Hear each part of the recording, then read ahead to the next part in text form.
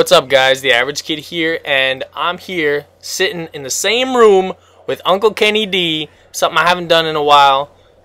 No homo, just to clarify. But another thing we haven't done in a while is story time with UKD. I know we did it quite a while back on my channel, and I know a lot of you guys really enjoyed it, but he's back.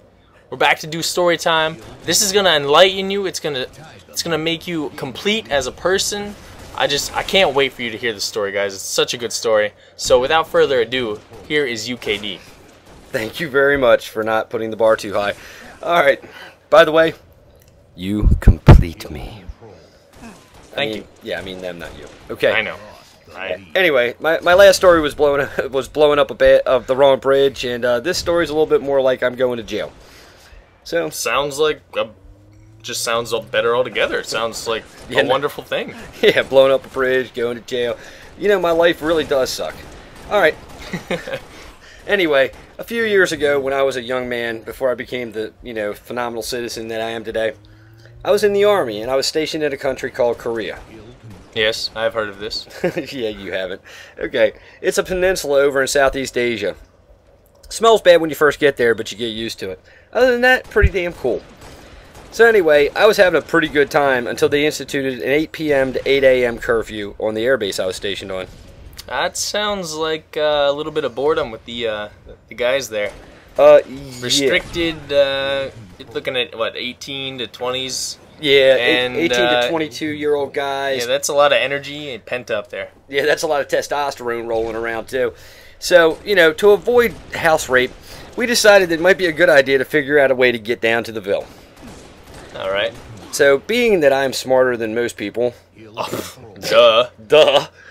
I decided we'd do something silly yet elegant. We would forge a dispatch and borrow a 2.5-ton government truck to go to the Ville. Borrow, in quotations. Borrow. Yes, we would never steal a government vehicle. That would be wrong. So, we forged a dispatch, borrowed the 2.5-ton truck. Just 2.5 tons. Well, they had enough room. Okay, so you got all. Okay, we got bored military guys in a big truck.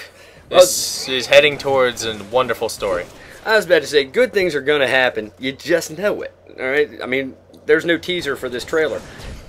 Look, we have 9 guys in the back, and I'm driving. Right? I'm driving because I don't trust anybody else to drive because I'm paranoid that way. So we drive to the Ville. The Lord smiled upon me. We're the only GIs there. That's like Christmas. Oh, it's like Christmas 5 years in a row with a naked Santa Claus going, buy me drinky. So that's a beautiful thing. I thought so. Sorry, I'm getting choked up. Anyway, it was a good night. As a matter of fact, when I hear the song, it's oh what a night. Oh, that is. Oh what. I won't sing because it sounds terrible, but yeah, that just puts me back to that moment. I mean, it was great until about 3 a.m., which is the point at which we decided we better hurry up and get back to the base before we got in trouble. All right, so we got military guys, pent-up aggression, alcohol, and a 2-ton truck heading on what I've heard of pretty crappy roads there in Korea. You've heard right. Yeah. You've heard the phrase single lane. This would be considered half a lane. Ah, nice. Yeah, it was pretty solid. So basically, I had the width of the truck to drive on, so I just stayed in the lane in the middle. Partially home, we're feeling pretty good. Everything's rolling along, and I see this silver car parked in the road. That seems like a bit of a roadblock there. Yeah, I thought so. Well, I assumed that our friendly Korean national brother had decided to go in for the night, so I figured I would just beep the horn until he came and moved his car.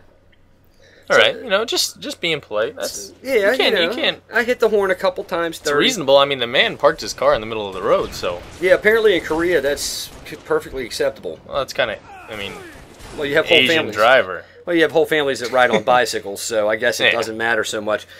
But I hit the horn, a couple times, 30, and eventually I found out that the Korean national was actually sleeping in his car.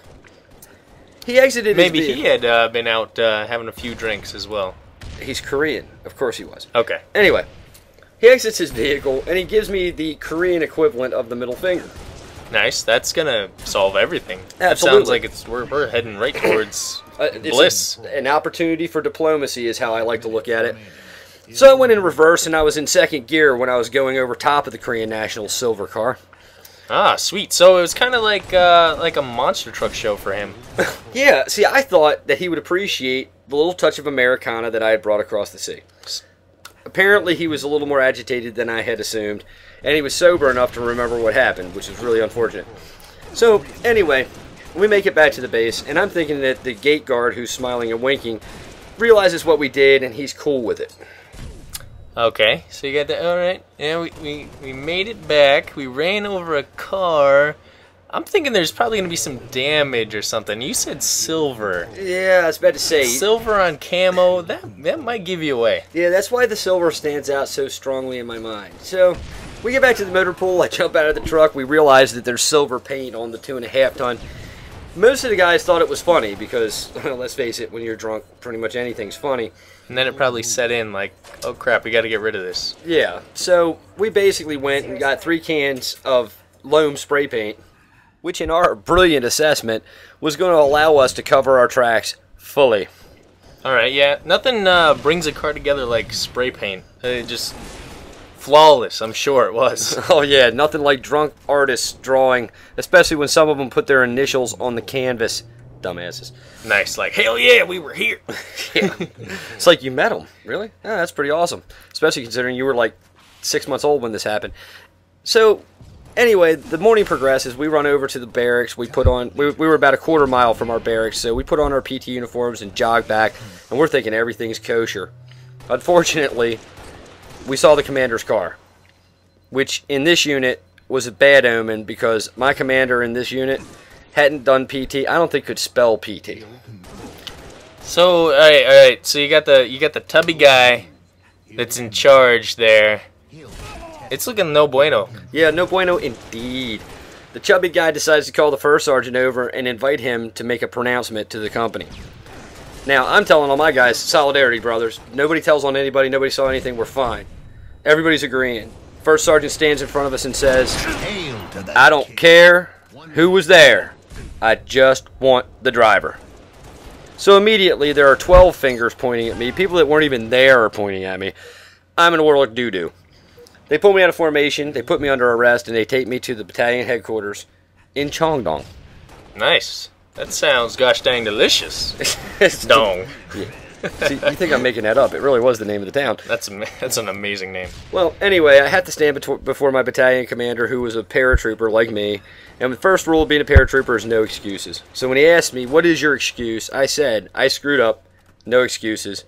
He smiled and threw a large wad of paper into the trash can. Then he handed me another piece of paper and said, sign this.